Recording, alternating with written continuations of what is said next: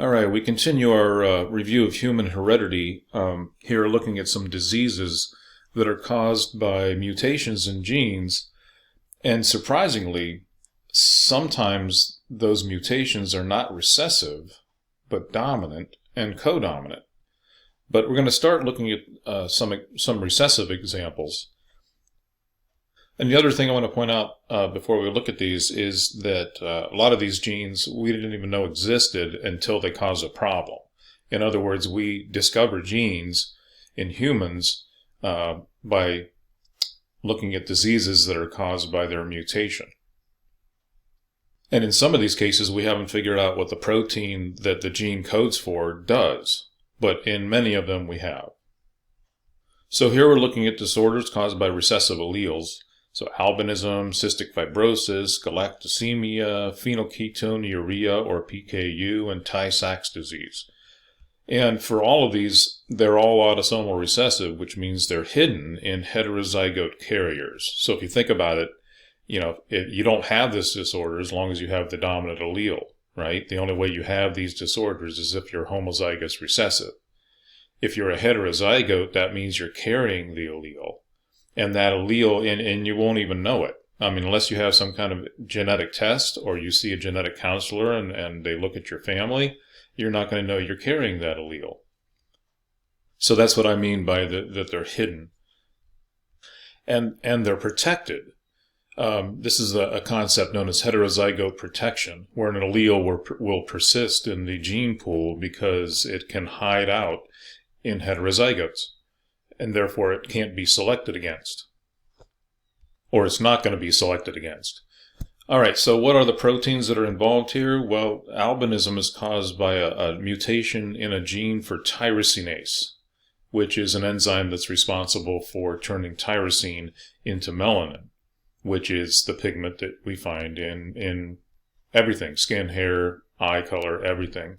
So if there is no tyrosinase functioning properly, then there is going to be no melanin, and therefore we have a person who is an albino. Cystic fibrosis is a disease that mainly affects the lungs. So the major symptom in those that have cystic fibrosis is that they're practically drowning in their own mucus. It's an overproduction of mucus in the lungs. And what's missing is, what's malfunctioning really is chloride transporter protein in the plasma membrane. So the gene for that chloride transporter has a mutation that causes it not to function properly. So again, that causes congestion in the lungs. So this figure goes along with cystic fibrosis. But also it says here that the nutrients won't be absorbed properly by the pancreas, and that's not correct. That's a mistake in this figure, because the pancreas is not responsible for absorbing nutrients. What they mean to say here is that the pancreas is not going to secrete the enzymes into the small intestine. That's what it does. It secretes enzymes into the small intestine that are responsible for breaking down food and absorption of nutrients. So that's a little mistake here in the diagram. Galactosemia is the accumulation of galactose, which is a sugar. Remember, sugars end in OSE, just like enzymes end in ASE. You can identify enzyme names from ASE. You can identify carbohydrate names or sugar names by OSE. So galactose builds up in tissues and in cells. And what's missing is the gene for galactase. So the enzyme galactase is not functioning, therefore galactose builds up in cells, and it's a degenerative disorder. Usually when you see a missing enzyme that causes the buildup of something in cells, that's going to result in the death of those cells. So that's what causes a lot of these degenerative disorders or diseases. Another example of that is phenylketonuria. It has the accumulation of phenylalanine in tissues and in cells. And what's missing is phenylalanine hydroxylase, which is an enzyme that hydroxylizes phenylalanine. But that's responsible for creating tyrosine, and that's related to albinism here. So again, tyrosine is the precursor of melanin. So tyrosine is not going to be created, but also there's a buildup of phenylalanine. Phenylalanine is not going to be broken down, and that's going to accumulate in cells and in the destruction of the cells. So it's another degenerative disorder, as is Tay-Sachs disease. We have a lipid accumulation in brain cells, and what's missing is an enzyme, again, beta-hexosaminidase A. All right, and so in this figure, that's what this figure is representing. And so you'll notice that lysosomes here are filling up with lipid and bursting even, and that results in destruction of the cell because the lipids are not being broken down because there is no beta-hexosaminidase A. So the common fundamental underlying cause of all four of these, as well as all other genetic disorders, is a mutated gene that codes for a protein, because that's what genes code for, right? That's all genes code for, are proteins, at least what's considered the coding regions of our DNA, which is a very small percentage, if you'll recall, like a little over 1%. But anyway, usually it's an enzyme that is missing, not always, as we'll see, as we see here. The chloride transporter in cystic fibrosis is not an enzyme. It's a membrane transport protein. But usually it is an enzyme.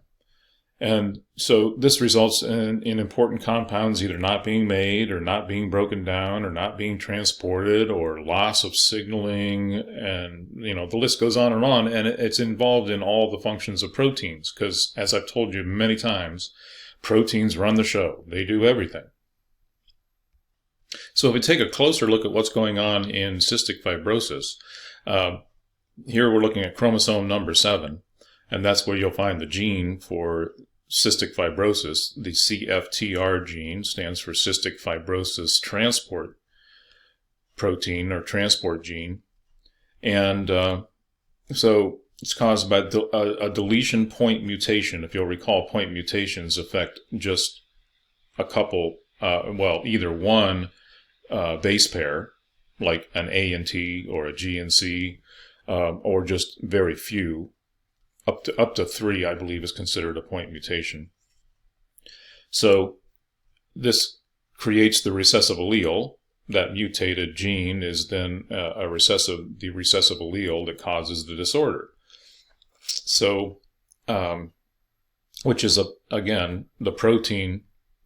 And what we're looking at here is just a short sequence of the amino acids in the protein that the CFTR gene codes for, but it's showing the short portion of it that involves what happens or the result of the mutation. The result of the mutation is the elimination of an amino acid in the polypeptide.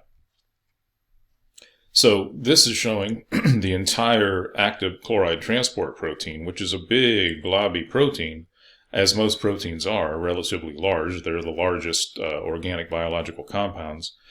But the portion that's affected by the mutation, at least the most common mutation for cystic fibrosis, because there are other mutations that will shut down the active chloride transport protein too. But this specific mutation is right here in the protein, and you'll notice that it's close to an ATP binding site. And there's another ATP binding site over here, but so it's involved in using the energy from ATP. If you'll recall, what makes this an active transport protein is that it uses ATP as energy to transport chloride across the membrane. So it's powered. It's a pump that uses power. It's a transport protein that uses energy. Therefore, it's considered active transport. So getting back to the mutation again, the result of the CFTR mutation is a chloride active transport protein that's missing one phenylalanine. And you think to yourself, well, that's only one amino acid. I mean, this thing probably has over 1,000 amino acids. I haven't looked it up. I should. But what could just missing one phenylalanine do? Well, it depends on where it's missing, right? And so if it affects the function of this ATP binding site, then there's going to be a problem. There's not going to be enough energy. So this is just identifying what I already explained, that those are the amino acids. So the part of the chloride transport protein affected is the binding site for ATP, and circled there. So the result in the chloride transport protein is not being able to use the energy of ATP, and therefore not function properly, not pump as much chloride across the membrane. It probably still will pump some chloride, but not enough. Now, if you'll recall, back when we were studying transport proteins and things like that, we were also studying diffusion and osmosis. And so not being able to pump chloride across the membrane is going to produce an osmotic imbalance that causes the buildup of thick, sticky mucus, and especially in the lungs, but other organs too. And that's what causes cystic fibrosis. That's what causes the symptoms of cystic fibrosis. And again, basically, these people are drowning in their own mucus. They can't clean their lungs out. Their lungs fill up with mucus. They can't breathe. They can't, their lungs can't function properly. And so they need to have their lungs cleaned out, basically, or take medications that help keep their lungs clear. But usually they have a much shortened life expectancy. They die young.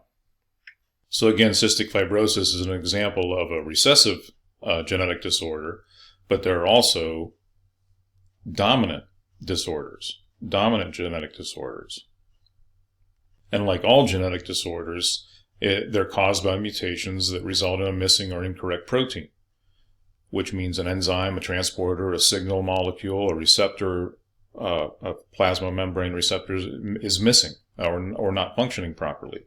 So in the case of achondroplasia, which is a form of dwarfism, and that's why we're looking at this picture of dwarfs, and also this x-ray of the hand of a person who has achondroplasia, what's missing is a fibroblast growth factor receptor, and it's more specifically receptor number 3, which suggests that there are a number of receptors for fibroblast growth factor. But that growth factor causes dwarfism. That growth factor receptor missing means that the cells that are not going to respond to the growth factor. Remember, growth factors bind to receptors on the cells, and then the signal is sent into the cell, and the cell then is signaled to divide. And in this case, the receptor is not functioning, therefore the signal never goes into the cell to tell the cell to divide. And if you'll recall, that's how you are growing. That's how people grow. That's how multicellular organisms grow, is to add more cells. So these dwarfs are dwarfs because they can't grow. Huntington's disease is another situation where it's a degenerative disorder because of the death of cells. And so the protein is known as Huntington protein. And we don't know exactly what Huntington protein does. It seems to regulate apoptosis in neurons. And if you'll recall, apoptosis is also known as programmed cell death. So in other words, these cells are getting the signal to commit suicide. And again, if you'll recall, that involves the breaking open of lysosomes inside the cell and digestion of the cell from the inside out. And that kills the cell. And so these neurons, which are not supposed to die, are dying, and that causes slow deterioration that causes the symptoms that you see here. And then hypercholesterolemia. Hyper means high, so high cholesterol. It's a condition, a genetic disorder, where you have too much cholesterol in your blood, too much cholesterol in your system, and it's the bad cholesterol that stays in your system. So there's good cholesterol, that's HDL, and there's bad cholesterol, LDL. HDL stands for high density lipoprotein. LDL stands for low density lipoprotein. And it's the LDL that's bad cholesterol. And that's what there is too much of in these people that have hypercholesterolemia. So what's missing again is a receptor for LDL. So the LDL is not being removed by the liver. Usually the LDL is being removed by liver cells. That's one of the functions of the liver, but can't do that if the LDL doesn't bind to the cells that are supposed to take it in and break it down. Now what's surprising here is that these disorders are dominant. They're dominant, meaning that you would expect most people to have them. So, because we usually expect the dominant trait to have a higher phenotypic frequency in the population. You know, the famous 3-to-1 phenotypic ratio, 3 dominant to 1 recessive. But that's not the case here. And then you think, well, how's come these dominant alleles still persist in the gene pool? How's come they haven't been selected against? Well, it's because these people live long enough to reproduce. Just because you're a dwarf doesn't mean you can't find love and reproduce and have children, like everybody else. So, and with Huntington's disease, it doesn't appear until later in life, until middle age, until after you've already reproduced or a person has already reproduced. So it gets passed on. Same with hypercholesterolemia. You don't die right away. You live long enough to have children, and that's all it takes for these dominant alleles to be maintained in the human gene pool. They're not selected against. And especially in this day and age when we can keep people alive longer, we can treat the symptoms. But the promise is that someday we'll be able to treat the disease with gene therapy and actually fix the mutated gene so that it doesn't cause a disorder. And that's the link to the biotechnology part of this unit. So you think to yourself, if this is a dominant disorder, if all of these are dominant disorders, then how come we're not all dwarfs? Again, the 3-to-1 phenotypic ratio. And so what that means is that everybody who's not a dwarf is homozygous recessive for that gene. So that means that everybody is homozygous receptive except for those people that are actually dwarfs and have that dominant allele. They're either heterozygous or homozygous dominant. So not many people have it because the dominant allele, is at very low frequency in the gene pool. There aren't that many dominant alleles out there in the human gene pool, in the whole human population. Think of all the genes. For this gene, how many genes there are in every single person all over the planet, like 7.5 billion of these genes, most of them are recessive. Most of them are the recessive allele. The dominant allele is in very low frequency, and therefore you're very unlikely to receive that dominant allele unless your parents are dwarfs or one of your parents is a dwarf. So we're all homozygous recessive. And there really are no carriers when you're dealing with a dominant disorder. There are no carriers because the recessive allele is not hiding in people that are heterozygous. Because heterozygotes show the disorder because it's dominant. And the last thing I want to point out, there are television shows that have little people, dwarfs, and sometimes they show a dwarf couple that have a normal-sized child, and you're wondering how the heck that could happen. Well, it's because they're both heterozygous, and 3-to-1 phenotypic ratio. That normal-sized offspring, that normal-sized child, is homozygous recessive because his parents were heterozygous. So we've looked at recessive disorders and dominant disorders here, and now we're going to look at a codominant disorder, and that would be sickle cell anemia. Hemoglobin is responsible for binding to oxygen in erythrocytes, in other words, in red blood cells. So here we're looking at red blood cells, and you'll notice that in this image, they are sickle-shaped, and that's where the disorder gets its name, sickle cell anemia.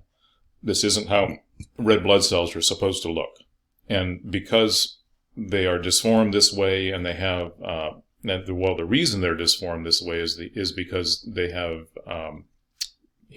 defective hemoglobin, that causes them to take on this sickle shape. So it's a mutation in hemoglobin that causes the disorder. Just a little more background in the molecule for hemoglobin. It has quaternary structure, and if you'll recall what that means is that it's more than one polypeptide that comes together to form the whole protein. So in the diagram here, we're seeing 2 subunits that are yellow and 2 subunits that are blue. So there are 4 subunits that come together to make a hemoglobin molecule.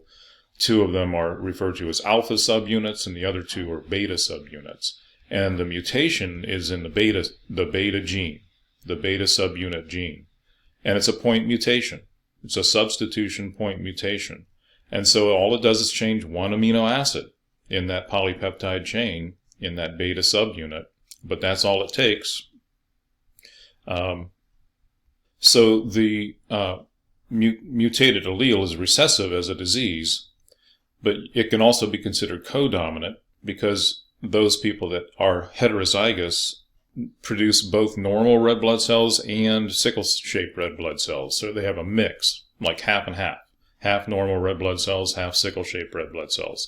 And that means that they might not even know they have the disease. They can be asymptomatic and not really be showing the symptoms. But if you'll recall, codominance is a situation where both alleles get expressed and you can distinguish the effect of both alleles in the phenotype. So because we can distinguish normal red blood cells and we can distinguish sickle-shaped red blood cells, that means we're able to distinguish the effect of both alleles, and that's what makes them codominant. So the problem with the defective beta subunits in the hemoglobin is that it causes the hemoglobin for some reason to clump together. So, and that's what leads to the sickle shape in the red blood cells. And that causes the hemoglobin not to function properly. It can't bind oxygen properly, and these red blood cells are not going to travel through the circulatory system properly. They can get stuck. They're not going to be transporting oxygen anyway. So it causes all kinds of problems, but primarily anemia, which is when the blood isn't able to carry enough oxygen. So anemia could be the result of not having enough red blood cells, or not having enough hemoglobin in the red blood cells, or in this case, not having normal red blood cells and having sickle-shaped red blood cells. And these sickle-shaped red blood cells often hemolyse, which means they break apart. But people with this disorder also have pain and swelling and eventual organ failure because, again, the sickle-shaped red blood cells can't transport oxygen, but they also get stuck and interfere with circulation. And even if the blood is circulating, it's not carrying enough oxygen, and you end up with eventual organ failure and death. So in this situation, you think to yourself, well, how's come this recessive allele for this disorder has not been selected against in the human population? How's come it hasn't been removed from the gene pool by natural selection?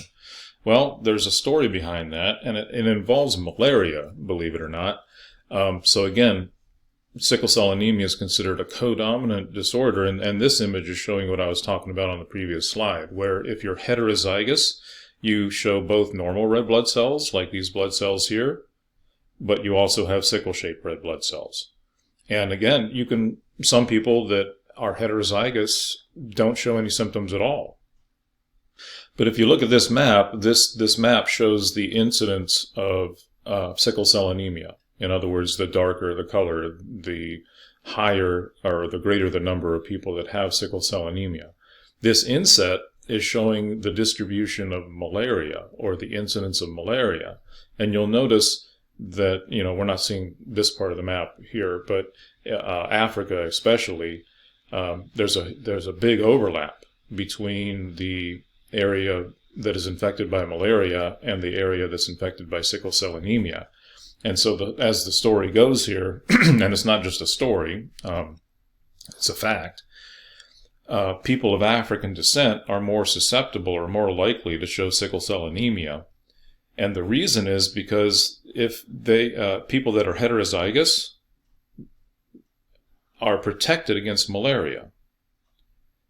So sickle cell disease is being selected for in regions where malaria is prevalent. In other words, the recessive allele is being selected for because being heterozygous for sickle cell protects against malaria.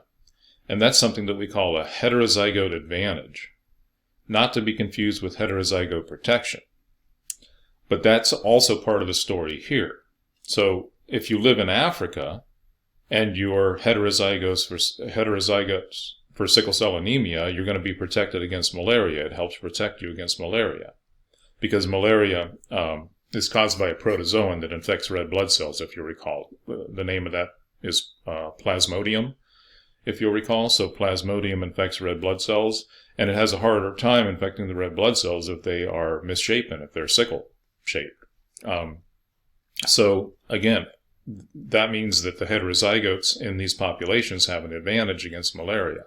And therefore, malaria is the selective pressure that is selecting for heterozygotes. So heterozygotes actually have an advantage, and that's why it's called heterozygote advantage. But it's being maintained in populations worldwide. So in other words, Africans that are living all over the world have a higher incidence of sickle cell anemia also, because they evolved here in Africa, and the allele, being a recessive allele, is protected in heterozygotes. So it's hiding out, right? Because again, heterozygotes can show no symptoms.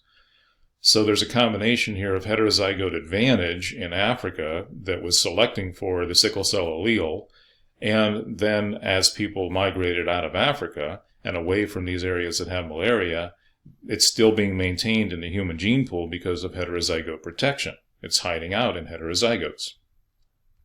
So the final point I want to make here is that how you consider a disorder to be inherited can depend on how you look at it. So we're considering sickle cell anemia here to be a codominant trait, but it depends on how you look at it. If we look at it the shape of the red blood cells, then the sickle cell anemia is codominant, right? Because both normal red blood cells are being expressed or resulting from the production of hemoglobin from the dominant allele, the normal allele, but there are also red blood cells that are resulting from production of hemoglobin from the recessive allele. So both are being expressed, both are distinguishable in the blood, and therefore it's codominant. But if we look at it as a disease, it's a recessive disorder, because those that are homozygous recessive have the disorder, and those that are heterozygous have sickle-shaped red blood cells, which is abnormal. So in that case, it's recessive. But if we look at it in terms of malaria resistance, like in Africa, it's dominant because it's being selected for, and imparts an advantage to those people that have it, protecting them from malaria. So sometimes whether a disorder is recessive or an allele is recessive or dominant or codominant, it depends on how you look at it.